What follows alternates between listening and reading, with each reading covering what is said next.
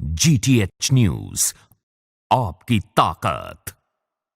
Hello everyone, जैसा कि हम आजकल देखते हैं कि बच्चों में, बूढ़ों में और यंगस्टर में सुनने की काफ़ी दिक्कतें आती हैं और जो हमारे गले से रिलेटेड भी काफ़ी प्रॉब्लम हो रही है। तो आज हम आए हैं डॉक्टर बीपी त्यागी, जो कि ENT स्पेशलिस्ट हैं, और हम आपको बता दें कि इन्होंने सबसे ज़्यादा ऑपरेशन करके एक दिन में Limca book of world record में अपना नाम दर्ज करवाया है। हम आपसे जानना चाहेंगे कि आपका नाम Limca book of world record में कैसे दर्ज हुआ। On 7th of April 15th world health day होता है। मैंने सोचा कि कुछ ऐसा काम किया जाए जो अभी किसी ENT सर्जन ने नहीं किया है। तो जो एक कान को पर्दा बनाने की टेक्निक होती है, यह होता है कि कान को पीछे से काट के पलट के तब पर्दा बनाते हैं अधिकतर ENT सर्जन्स, जिसमें हमारा 1 घंटा टाइम कंज्यूम होता है। पहले पलटो, फिर उसको वापस सिल दो। तो उसको कम करने के लिए मैंने एंडोस्कोपी की टेक्निक से पर्दे बनाए, जो कान के अंदर से ही दूरबीन से जाके ऑपरेशन किए गए। उसका मैंने ट्रेनिंग लिया और उसको 18 मिनट तक टाइम तक मैं ले आया। फिर मैंने करीब 70-80 पेशेंट इकट्ठे किए कैंप लगा के, और मैंने सोचा कि जितने मैक्सिमम एक रात में कर सकता हूँ उतने मैं करता हूँ। तो 8 बजे हमने स्टार्ट किया था, तो रात के 2 बजे तक मैंने 55 ऑपरेशन किए, और वो भी फ्री ऑपरेशंस किए। वो कान के पर्दे बनाए।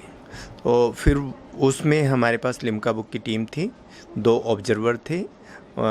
उन्होंने उस फाइल को लिम्का बुक के ऑफिस भेजा, उन्होंने एक्सेप्ट किया, तो उसमें मेरा नाम दर्ज हुआ। आपका इसके बाद जो नेक्स्ट टारगेट क्या रहेगा? जो नेक्स्ट टारगेट था मेरा, वो था सेकेंड टाइम लिम्का बुक में आना। 7th अप्रैल 16th को मैंने गाज़ियाबाद जेल में ऑपरेशन किए। फर्स्ट टाइम वर्ल्ड में किसी ENT सर्जन ने जेल में ऑपरेशन किए अपनी OT बना के। उसका जो आने वाला है वो 17th में आएगा, वो कंफर्म हो गया है मुझे। और आज भी मैं जेल से ही आ रहा हूँ। ये मेरा 3rd टारगेट है कि मैं 18 की लिम्का बुक में भी आऊँ। तो लगातार 15, 16, 17 और 18 की लिम्का बुक में आने का मेरा टारगेट था।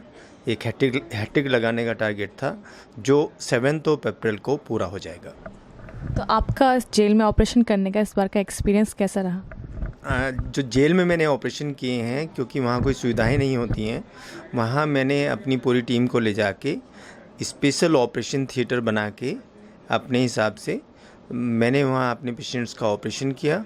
और मेरे पास सारी अपनी टीम थी, एनेस्थीसिया वाली टीम मेरी थी, मेरे असिस्टेंट सर्जन थे, मेरे सारे हॉस्पिटल की टीम थी।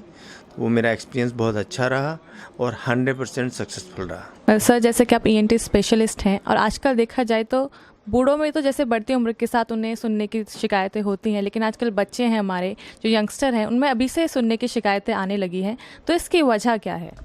इसकी जो मेन वजह मैंने देखी है अपनी प्रैक्टिस में, वो है बहुत ऊंची आवाज़ में सेलफोन सुनना और हाई इंटेंसिटी में म्यूजिक सुनना, या किसी DJ के सामने बैठना, या अपनी कार में ऊंची आवाज़ में म्यूजिक सुनना, या जो हम पान पराग पान मसाला खाते हैं, स्मोकिंग करते हैं, उस सबसे कानों के सुनने की क्षमता कम होती है। एक जो मैं बात बताना चाहूँगा इसमें एक फॉर्मूला होता है कि अगर कोई 120 इंटेंसिटी पे सुन रहा है, जो DJ की इंटेंसिटी होती है, वहाँ हम 3 मिनट के लिए एक्सपोज हो सकते हैं। 3 मिनट से ज़्यादा अगर एक्सपोज होंगे तो हम बहरे हो जाएंगे। और उसमें अगर 5 डेसिबल हम कम करते रहते हैं, 85 डेसिबल पे हम 8 घंटे रह सकते हैं। 85 to 120 डेसिबल, ये टाइम 5 डेसिबल में आधा होता है। मतलब 85 डेसिबल पे 8 घंटे, 90 डेसिबल पे 4 घंटे, 95 पे 2 घंटे और 100 पे 1 घंटा। इस करके हम 120 डेसिबल पे सिर्फ 3 मिनट एक्सपोज हो सकते हैं, अदरवाइज हम बहरे हो जाएंगे। मतलब आपका कहना है जो जैसे कि आजकल की जो टेक्नोलॉजी आ गई है, उसकी वजह से ये सब प्रॉब्लम हो रही है लोगों में। और जैसे कि पहले ढोल होते थे, उनसे कोई दिक्कत होती थी या फिर नहीं, उनकी इंटेंसिटी बहुत कम थी। जो ये आजकल DJ हैं, उनकी इंटेंसिटी बहुत ज़्यादा है। और जो हमारे जो कार में डेक लगे हैं, जो बिल्कुल साउंड प्रूफ कार होती हैं, उनकी इंटेंसिटी बहुत ज़्यादा हो जाती है। किस तरीके से जो मुंह का कैंसर और गले के कैंसर का ट्रीटमेंट किया जाता है? पहले जब हम पढ़ते थे, अब से करीब 25 साल पहले, तो करीब 1 महीने में 1 कैंसर का मरीज़ मिलता था। आज मुझे 1 दिन में 5 मरीज़ मिलते हैं।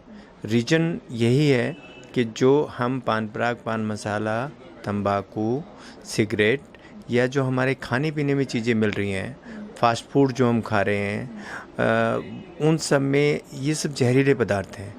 और कोई भी इरिटेटिव एजेंट अगर हम लेते हैं तो इरिटेशन से कैंसर बनता है। मुंह के और गले के कैंसर की प्रतिशत अगर हम देखें, जैसा मैंने बताया कि 20 साल पहले 1 महीने में 1 मरीज और आज 1 दिन में 5 मरीज, तो आप अंदाज़ा लगा सकते हैं कि किस तेज़ी से कैंसर बढ़ रहा है। और उस कैंसर को रोकने का उपाय यही है कि इन सब चीज़ों पे, जो बाहर की चीज़ें हैं, जो इरिटेंट हैं, जो हम पान पराग, पान मसाला, टोबैको ले रहे हैं, उन पे कंट्रोल किया जाए। कि किस तरीके से जो रोज़ हम बाहर जाते हैं, जैसे एयर पोल्यूशन है, नॉइज़ पोल्यूशन है, उससे किस तरीके से बचा जाए, हम चाहेंगे क्विक टिप्स दें आप।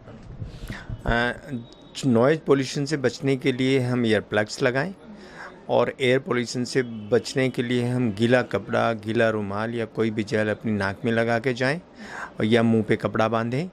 और बेसिक जो टिप्स है मेरी यंगस्टर्स को है कि वो सेल फ़ोन का कम से कम इस्तेमाल करें और 1 हफ्ते में टोटल 1 घंटा करें। आपका बहुत बहुत शुक्रिया हमारे साथ जुड़ने के लिए। तो ये थे हमारे साथ डॉक्टर बीपी त्यागी, जिन्होंने हमें टिप्स दी कि किस तरीके से हम एयर पोल्यूशन और नॉइज़ पोल्यूशन से बच सकते हैं, जो उससे हमें बीमारियां होती हैं, और किस तरीके से जो मुंह का कैंसर और गले के कैंसर का ट्रीटमेंट किया जाता है। मैं मोनिका कुकरेती, कैमरा पर्सन श्री राधे कुंडू के साथ, GTH न्यूज़। GTH न्यूज़, आपकी ताकत।